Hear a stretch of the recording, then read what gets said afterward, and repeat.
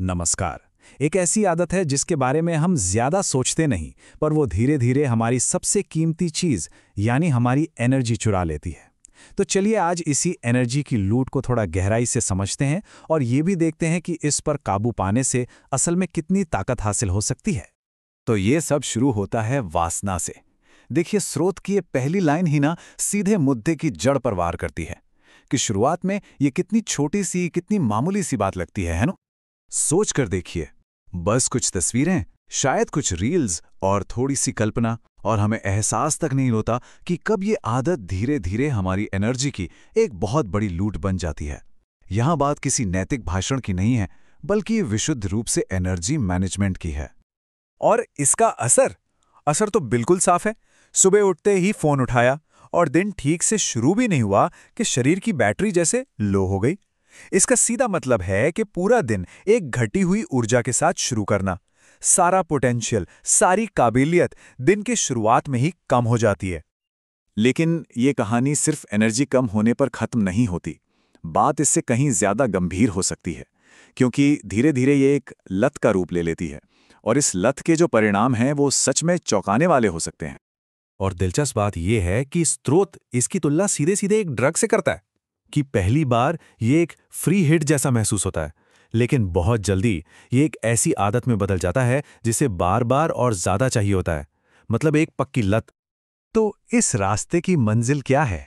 स्रोत के हिसाब से इसके सिर्फ दो ही अंजाम हैं, या तो पछतावा अपने बर्बाद किए हुए कीमती समय और एनर्जी को देखकर, या फिर डिप्रेशन, एक ऐसी मानसिक हालत जहां किसी भी काम में कोई दिलचस्पी ही नहीं बचती।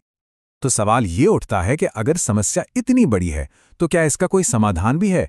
बिल्कुल है, और स्रोत इसके लिए 3 बहुत ही प्रैक्टिकल, बहुत ही सीधे कदम बताता है। पहला कदम है अपने ट्रिगर्स को पहचानना।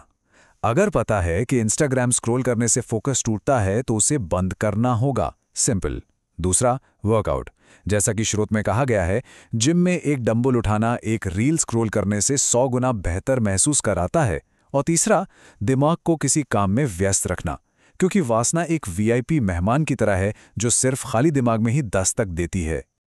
अच्छा, तो इन सब कदमों को उठाने से हासिल क्या होता है? क्या सिर्फ एक बुरी आदत से छुटकारा?